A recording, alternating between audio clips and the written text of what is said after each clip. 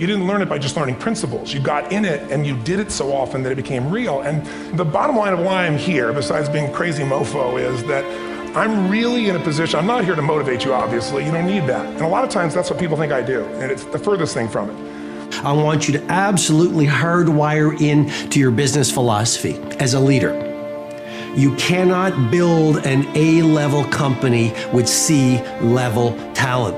If your company is not winning in your field right now, you likely have weaknesses in your hiring. Don't just hire people because it's the easiest move to make. Outside in the world is danger at all times for various reasons. In caveman times, that danger may have been, a saber-toothed tiger. It may have been the weather. It may have been a lack of resources. It may have been, who knows, any number of things. Things that with no conscience are trying to kill you. They want to end your life. And so how do we survive? We work together. And together, we come together in our groups, in our companies, in our tribes, to feel like we belong, to be around people who believe what we believe so that we may feel safe. When we're surrounded by people who have our best interests in mind and we feel safe, we will organize ourselves and cooperate to face the dangers externally. You didn't learn it by just learning principles. You got in it and you did it so often that it became real. And the bottom line of why I'm here, besides being a crazy mofo, is that I'm really in a position, I'm not here to motivate you, obviously. You don't need that. And a lot of times that's what people think I do. And it's the furthest thing from it. What happens though is people say to me, well, I don't need any motivation. And I say, well, that's interesting. That's not what I do. I'm the why guy. I don't know why you do what you do. What is your motive for action? What is it that drives you in your life today, not 10 years ago, or are you running the same pattern? Because I believe that the invisible force of internal drive activated is the most important thing in the world. I'm here because I believe emotion is the force of life. All of us here have great minds. Most of us here have great minds, right? I don't know if I'm in the category, but we all know how to think. And with our minds, we can rationalize anything. We can make anything happen. We can, I agree with what was described a few days ago about this idea that people work in their self-interest, but we all know that that's bullshit at times. You don't work in your self-interest all the time. Because when emotion comes into it, the wiring changes in the way it functions. And so it's wonderful for us to think intellectually about how the life of the world is, and especially those who are very smart. We can play this game in our head, but I really want to know what's driving you. And what I'd like to maybe invite you to do by the end of this talk is explore where you are today for two reasons. One, so that you can contribute more. And two, so that hopefully we can not just understand other people more, but maybe appreciate them more and create the kinds of connections that can stop some of the challenges that we face in our society today. They're only going to get magnified by the very technology that's connecting us, because it's making us intersect. And that intersection doesn't always create the view of everybody now understands everybody and everybody appreciates everybody. So I've had an obsession basically for 30 years. And that obsession has been what makes the difference in the quality of people's lives? What makes a difference in their performance? Because that's what I got hired to do. I got to produce the result now. That's what I've done for 30 years. I get the phone call when the athlete is burning down on national television and they were ahead by 5 strokes and now they can't get back on the course. And I got to do something right now to get the result or nothing matters. I get the phone call when the child is going to commit suicide and I got to do something right now. And in 29 years, I'm very grateful to tell you I've never lost one in 29 years. It doesn't mean I won't someday, but I haven't done it. And the reason is an understanding of these human needs that I want to talk to you about. So when I get those calls about performance, that's one thing, like how do you make a change? But also, I'm looking to see what is it that's shaping that person's ability to contribute, to do something beyond themselves.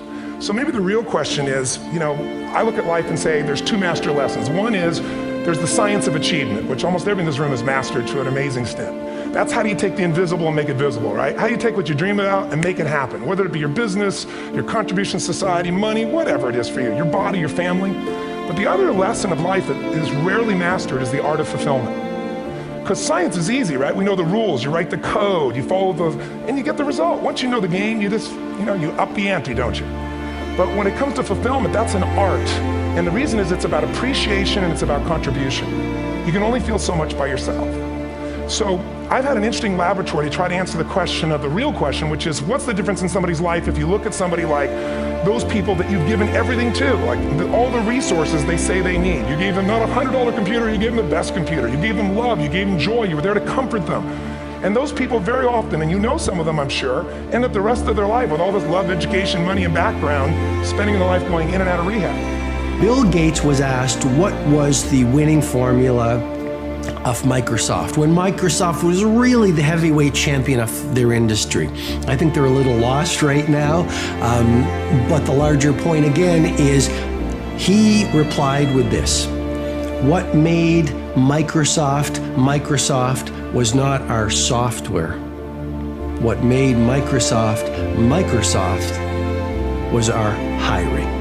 I just want to suggest to you the second point or trait of a world-class company is their ability to hire A players. Here is the brain tattoo I want you to absolutely hardwire into your business philosophy as a leader. You cannot build an A-level company with C-level talent. If your company is not winning in your field right now, you likely have weaknesses in your hiring. Don't just hire people because it's the easiest move to make. A lot of companies spend very little time on hiring and then most of their time managing their hiring mistakes. And you know, if you're building a business, if you're an entrepreneur, if you're a manager, if you're a CEO, like a lot of the people who watch these mastery sessions and come to my live events, you know I'm speaking truth here. So you really want to nail your hiring. I've been evangelizing one particular message for 2 decades, and it's you can lead without a title. You know, the seduction of society is that you have to have formal power to make a difference, and that's just a lie the world has sold us. The reality is you can lead without a title, and really the difference or the defining trait of a leader is you shift from victimhood.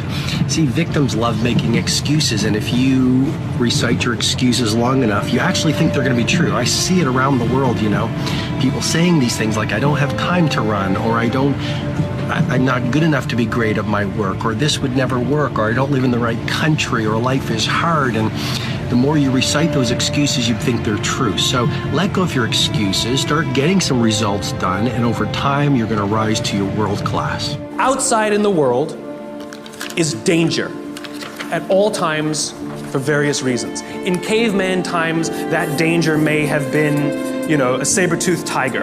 It may have been the weather. It may have been a lack of resources. It may have been, who knows, any number of things. Things that with no conscience are trying to kill you. They want to end your life. And so how do we survive? We work together. And together, we come together in our groups, in our companies, in our tribes, to feel like we belong, to be around people who believe what we believe so that we may feel safe. When we're surrounded by people who have our best interests in mind and we feel safe, we will organize ourselves and cooperate to face the dangers externally. Don't forget, the outside dangers are a constant. In a modern world, the outside dangers may be your competition that's trying to put you out of business, or at least steal your business. It might be the ebbs and flows of the economy. It might be terrorism. All of these unknowns, all trying to put you out of business, take away your job, take away your livelihood, end it for you. Nothing personal. It's a constant. Inside our organizations, the dangers we face are not a constant. They are a variable. And they are the decisions of leadership as to how safe they make us feel when we go to work. This is the job of leaders. Aesop said it better than I can. There's an Aesop fable about 4 oxen that stand tail to tail. And whenever the lion tries to eat them, no matter what angle from which he attacks, he will always be met with horns. However, due to infighting and disagreements, they separate and they go and graze in different parts of the field. And one by one, the lion picks them off and kills them all. When we stand together, we can more easily face the dangers outside. When we break up inside our companies, if our leaders don't allow us a space to feel safe inside our own companies, to feel like we belong, then we're forced to exert our own energy to protect ourselves from each other. And by the way, expose ourselves to greater danger from the outside. If you have to worry about politics, if you have to worry about someone stealing your credit, if you have to worry about your boss not having your back, think about the energy you invest, not in your business, not in the products you're trying to develop, not in your work, not in how great you're producing, not in your creativity, but in just keeping yourself feeling safe. This is destructive. The responsibility of leadership is 2 things. 1, to determine Who gets in and who doesn't get in? This is what it means to start with why. What are our values? What are our beliefs? Who can we allow in? Second thing is to decide how big this is. How big do we make the circle of safety? How big do we make the circle of belonging? Do we keep it around just our C-level executives and call it an inner circle and allow others to try and fend for themselves and maybe try and get into our inner circle? Or do we extend it to the outermost edges of the organization? Great leaders extend the circle of safety, the circle of belonging out to the outermost edges so the most junior person feels like they belong, feels safe.